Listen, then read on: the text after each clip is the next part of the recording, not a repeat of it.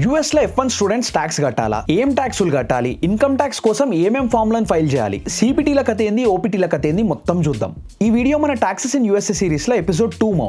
అందరు international students ఇంకా dependents FJMQ visa మీద ఉన్న వాళ్ళు మన వీసా రూల్స్ ప్రకారం యూఎస్ లో మనం పక్కా ఇన్కమ్ ట్యాక్స్ ఫైల్ చేయాలి. ఎందుకంటే అది వీసా రూల్ మో, సో ఫైల్ చేయాలి. ఆల్సో కొన్ని కేసెస్ లో మనకి ట్యాక్స్ పైసలు రీఫండ్ కూడా వస్తాయి. కొన్ని కేసెస్ లోనేమో మనం పైసలు కట్టేది ఉంటుంది.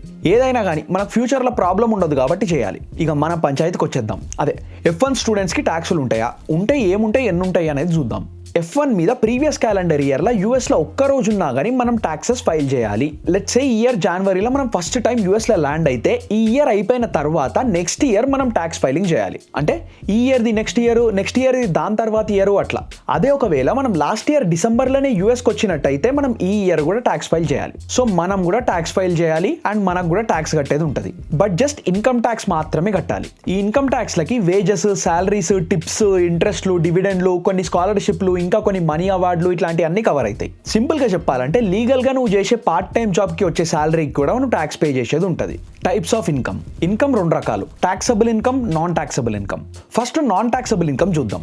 మనం ఇండియా నుంచి తెచ్చుకున్న మనీ, సేవింగ్స్ కానీ లోన్ కానీ ఈజ్ నాట్ టాక్సబుల్. స్కాలర్షిప్లు, ఫెలోషిప్లు, స్టైఫండ్లు, ట్యూషన్, ఇంక ఎడ్యుకేషనల్ ఎక్స్పెన్సెస్ కోసం అయితే not taxable. Family and friends నుంచి మనకి గిఫ్ట్ లాగా పర్సనల్ యూస్ కోసం వస్తే not taxable. Next taxable income. Educational expenses ఇంకా ట్యూషన్ కి కాకుండా లివింగ్ కి కానీ ఇంకా దేనికైనా స్కాలర్షిప్లు, ఫెలోషిప్లు, స్టైఫండ్లు వస్తే అవి టాక్సబుల్.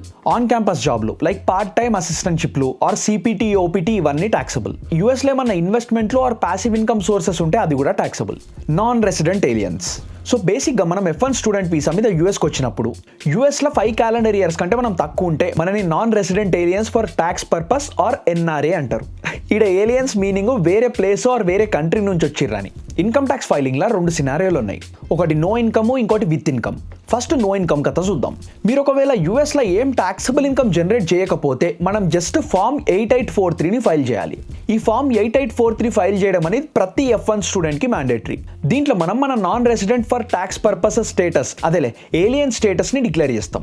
ఇన్ఫాక్ట్ FJMQ వీసా మీద ఉన్న వాళ్ళందరూ ఈ ఫామ్ 8843ని ఫైల్ చేయాలి. అన్పెయిడ్ ఇంటర్న్షిప్ కూడా నో ఇన్కమ్ కేటగిరీకి వస్తుంది. నెక్స్ట్ విత్ ఇన్కమ్ సినారియో చూద్దాం. Part time jobs, assistantships, paid internship, CPT, OPT and ఇంతకు ముందు మనం చూసిన taxable scholarship or stipend income, US లో ఇన్వెస్ట్మెంట్లు ఆర్ ప్యాసివ్ ఇన్కమ్ సోర్స్లు, ఇవన్నీ విత్ ఇన్కమ్ సినారియో. ఓకే, ఇప్పుడు మన విత్ ఇన్కమ్ సినారియోలో ఏం ఫైల్ చేయాలంటే ఫామ్ 8843. ఇంతకు ముందు మనం చూసినట్టు ఫామ్ 8843 అయితే అందరికీ మ్యాండేటరీనే. Next form 1040 NR. ఫామ్ 1040 అని ఒకటి ఉంటుంది. ఇదే మన main standard federal income tax form అన్నట్టు. బట్ మనం నాన్ రెసిడెంట్స్ కాబట్టి మనకు స్పెషల్గా ఫామ్ 1040 బదులు ఫామ్ 1040 NR అని ఉంటుంది. NR అంటే నాన్ రెసిడెంట్. 1040 NRది ఇంకొక ఈజీ వర్జన్ కూడా ఉంటుండే, బట్ అది డిస్కంటిన్యూ చేసిరంట. ఇప్పుడైతే మన అందరం ఈ 1040 NR ఫామే ఫైల్ చేయాలి. ఈ ఫామ్ 8843 ఇంకా ఫామ్ 1040 NR అనేవి మనకు డైరెక్ట్ అఫీషియల్ IRS వెబ్సైట్లో దొరుకుతాయి. ఈ ట్యాక్స్ ఇయర్ కి సంబంధించిన ట్యాక్స్ ఫామ్ లో డైరెక్ట్ లింక్లని నేను కింద డిస్క్రిప్షన్ లో కూడా పెట్టిన. మోస్ట్లీ మన అందరిది స్ట్రైట్ ఫార్వర్డ్ ట్యాక్స్ సిచ్యువేషన్ ఉంటుంది కాబట్టి విత్ ఇన్కమ్ అయితే ఫామ్ 8843, ఫామ్ 1040 NR ఇవి ఫైల్ చేస్తే చాలు. Forms for filing 1040 NR. ఇప్పుడు ఈ ఫామ్ 1040 NRని ఫైల్ చేయడానికి మనకి ఏమేం ఫామ్లు అవసరం పడతాయో చూద్దాం. Form W2. ఫామ్ W2 అంటే బేసిక్గా వేజ్ అండ్ ట్యాక్స్ స్టేట్మెంట్ అన్నట్టు. ఇది మనకి మనం పని చేస్తున్న కంపెనీ, అదే ఎంప్లాయర్ వాళ్ళు ఇస్తారు. ఈ ఫామ్లో మనకి జీతం ఎంత వచ్చింది, మన పే చెక్ నుంచి ఎంత ట్యాక్సెస్ కోసం కట్ చేసుకున్నారో ఉంటుంది. మనం ఏ కంపెనీలోనన్నా జాయిన్ కాగానే మనకి ఫామ్ W4 అని ఒకటి ఇస్తారు. ఆ ఫామ్ W4 ఒకటి వాళ్ళు ఇచ్చి మనకు అది ఫిల్ చేసి ఇవ్వమని చెప్తారు. దాంట్లో మన ట్యాక్స్ స్టేటస్ ఏందో చెప్పి మన పే చెక్ నుంచి ఎంత ట్యాక్సులు కట్ చేసుకోవాలో ఒక రఫ్ ఎస్టిమేట్ అనేది ఇస్తాం. మనం మన ఎంప్లాయర్కి స్టార్టింగ్లో ఇచ్చిన ఈ ఫామ్ W4 బేసిస్ మీద మనం ట్యాక్సులు ఫైల్ చేసేటప్పుడు వాళ్ళు మనకి ఒక ఫామ్ W2ని ఇస్తారు. ఈ ఫామ్ W2లో ఉన్న డీటెయిల్స్ మొత్తం మనం 1040 NRలో రిపోర్ట్ చేస్తాం అన్నట్టు. Next form 1042S. ఒకవేళ మీకు ఎడ్యుకేషన్ ఎక్స్పెన్సెస్ ఇంకా ట్యూషన్ కి కాకుండా లివింగ్ కి కానీ ఇంకా దేనికన్నా స్కాలర్షిప్లు, ఫెలోషిప్లు, స్టైఫండ్లు వస్తే అది టాక్సబుల్ కదా. దానికోసం ఫామ్ 1042S అని చెప్పేసి ఒకటి ఉంటుంది. మనకి స్కాలర్షిప్ ఇచ్చిన యుఎస్ ఇన్స్టిట్యూషన్ వాళ్ళు మనకి ఫామ్ ఇస్తారు. ఈ ఫామ్ లో ఉన్న డీటెయిల్స్ ని కూడా మనం 1040 NRలో రిపోర్ట్ చేసేది ఉంటుంది. Next form 1099. ఒకవేళ మీరు సిపిటీ ఆర్ ఓపీటీలా USCIS ఇంకా కాలేజ్ డిఎస్ఓ అప్రూవల్ తర్వాత ఇండిపెండెంట్ కాంట్రాక్టర్ ఆర్ ఫ్రీలాన్సర్ లాగా ఇన్కమ్ జనరేట్ చేస్తే ఫామ్ 1099 కావాలి. ఈ ఫామ్ 1099 ని మీకు ఇంకా ఐఆర్ఎస్ కి మీ క్లయింట్స్ ఇష్యూ చేస్తారు. ఈ ఫామ్ లో ఉన్న డీటెయిల్స్ ని కూడా మనం 1040 NR లో రిపోర్ట్ చేస్తాము. సో ఫైనల్లీ విత్ ఇన్కమ్ ఉంటే మన కేస్ ని బట్టి ఏ ఫామ్ వి డీటెయిల్స్ కావాలో చూసుకోవాలి. ఐ మీన్ W2 నా 1042S 1099 ఇట్లా ఏ ఫామ్స్ వి డీటెయిల్స్ కావాలో చూసుకొని ఆ డీటెయిల్స్ అన్ని మన 1040 NR ని ఫైల్ చేసేటప్పుడు రిపోర్ట్ చేయాలి. మన 1040 NR ని ఫైల్ చేయడానికి కావాల్సిన ఈ W2 1042S 1099 లాంటి ఫామ్లని మనకి పైసలు ఎవడైతే ఇస్తున్నాడో అదే మనకి ఇన్కమ్ ఇచ్చేటోడే ఇస్తాడు. ఇదంతా ఫెడరల్ ట్యాక్స్ ఫైలింగ్ ది కథ.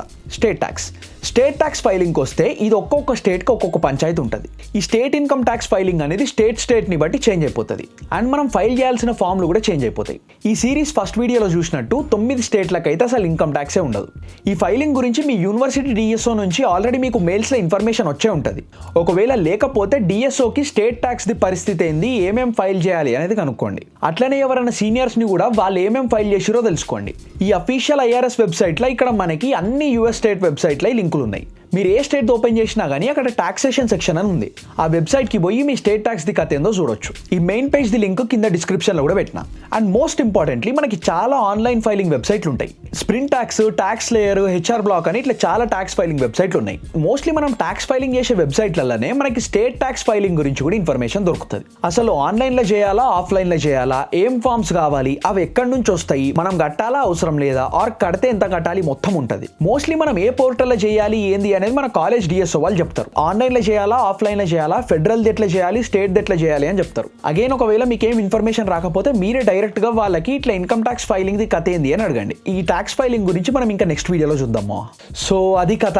అండ్ యా అంతే మరి, బాయ్.